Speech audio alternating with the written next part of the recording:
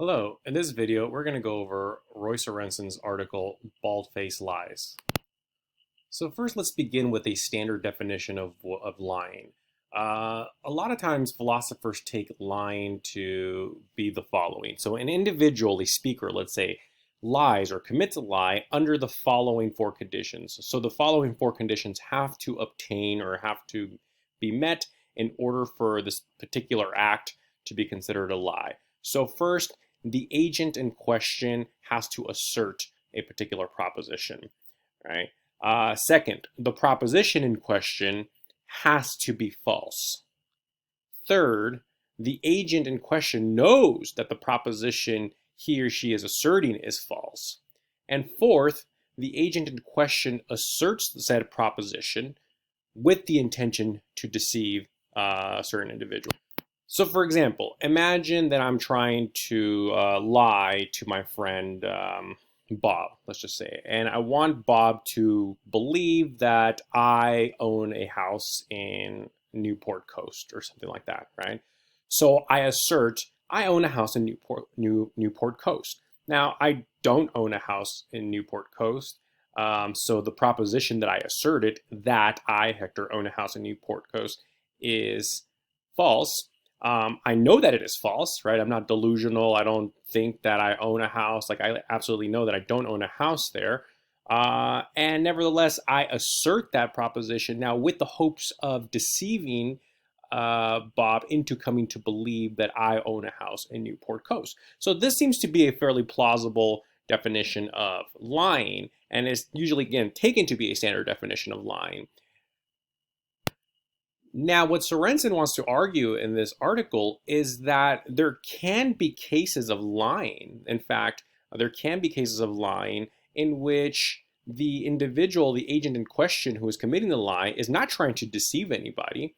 And also, the individual in question is not strictly speaking, asserting the proposition in question because there's no conviction behind it. In fact, the speaker, like again, clearly knows that what they're saying is false. There's no conviction behind what they're saying, and they're not intending to deceive anybody. Nevertheless, Sorensen wants to demonstrate that there are certain cases in which, even though these conditions fail to obtain, the agent in question can nevertheless be committing a lie, or there could still be a lie. So let's look at a particular case that Sorensen provides here. So take the case of, sorry if I mispronounce this, Taklev singing Saddam Hussein's praises when asked about Saddam Hussein. And this individual asserts or says, everything President Saddam Hussein did in the past was good, and everything he did or everything he will do in the future is good. So given the way that Sorensen describes the situation, it is clear that what Taklev is saying is false, and that Taklev knows that it's false. But not only does Taklev knows that what was said was false, but everybody knows that what was said was false, right? And everybody knows that Taklev knows that what was said was false. So it's no secret that the assertion is false, and that everybody is aware of this. But nevertheless, it appears that what Taklev is doing is Taklev is lying. Now, if we assume the standard definition of lying, all right, where the intention to deceive is required, then it would appear that the fact that there's common knowledge that what Taklev is saying is in fact false, then Taklev's attempt of lying would seem to be impossible. But Sorensen wants to maintain that no, there still seems to be a sense in which Taklev is lying, because if Taklev were to be pushed on the matter, like, do you really believe what you just said? Taklev could just come back and say, yes, right? I believe what I said. Everything President Saddam Hussein did in the past was good, and everything he will do in the future is good, right? So it does seem to be like Taklev would, still be sticking to his guns and nevertheless be committing an act of lying. So what is going on here, given the fact that, again, it seems that a lie has been committed, but there is no intention to deceive, not only from the part of Taklev, but it would even be impossible to deceive given that everybody is aware that the proposition asserted is false?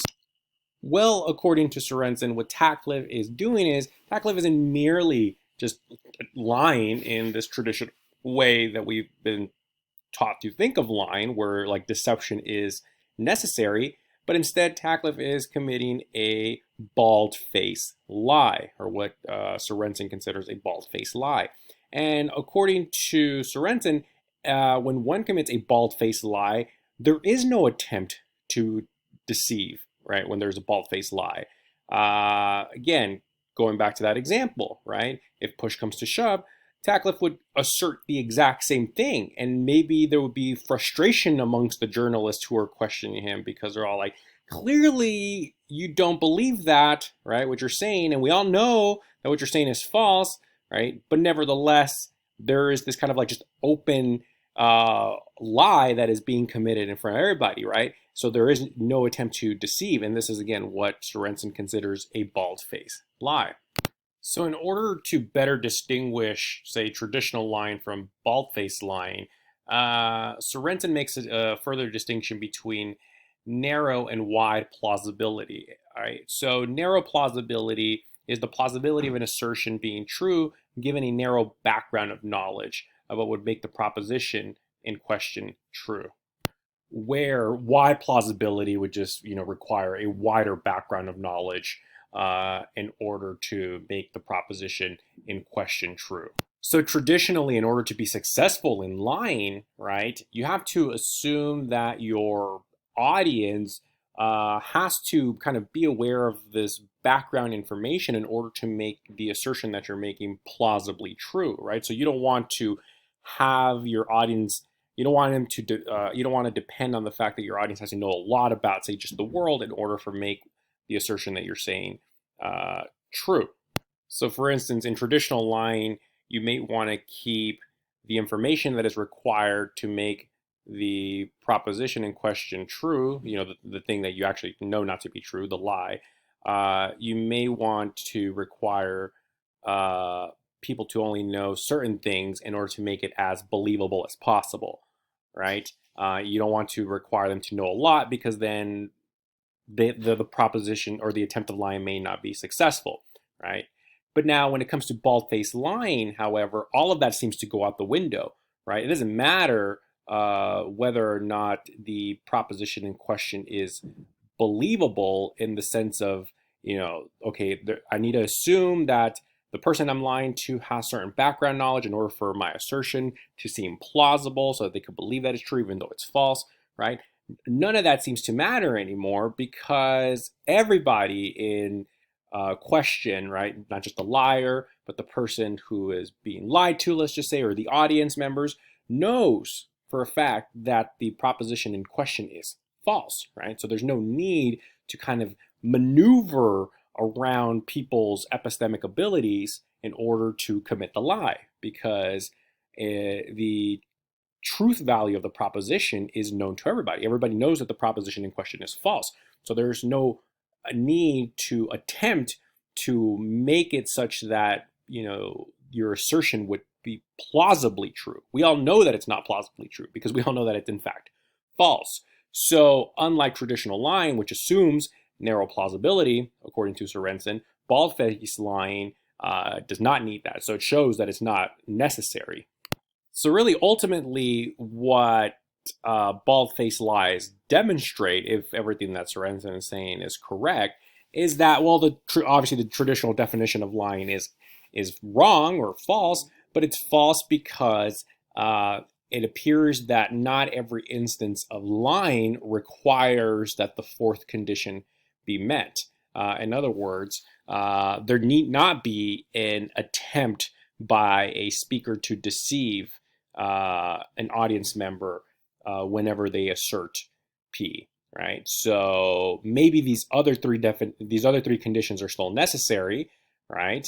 There could still be just problems with these by themselves, but again, if Sorensen is correct, it seems to demonstrate that the fourth condition is definitely not necessary, right? One need not to intend to deceive in order to commit a lie.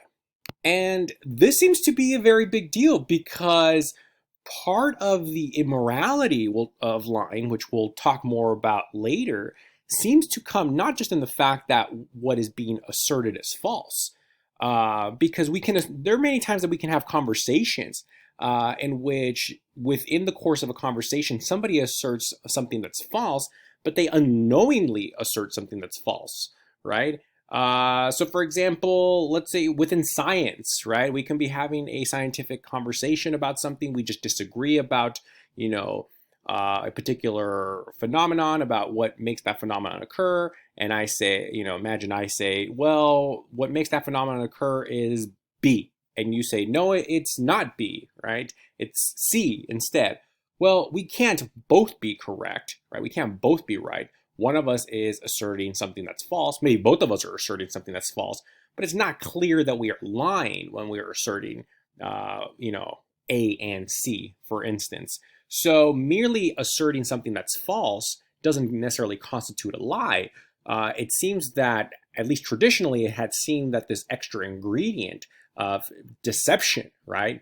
Knowing that what you are asserting is a lie and then attempting to deceive an individual, that's what made lying morally wrong. But Sorensen seems to challenge that by saying, well, that's not necessarily the case, because take bald-faced lies. Bald-faced lies are lies, and maybe they are immoral, and we'll talk about this shortly, but there is no attempt for deception here. So this really, challenges the traditional definition of lying.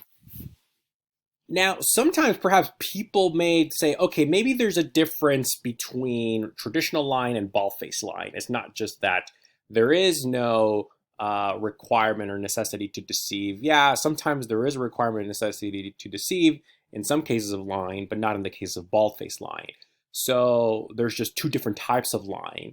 And then if we assume that there are two different types of lying, sometimes people may consider cases of bald-faced lying to just be more egregious than merely lying, right? Because it's like you're putting your lie out there in front of everybody to see, and you almost have like no regard for people's, say, intellectual capabilities, because you're all like, I don't care about your intellectual capabilities. I'm just going to say my lie and then just go on with my life, even though I know that what I'm saying is completely false, right?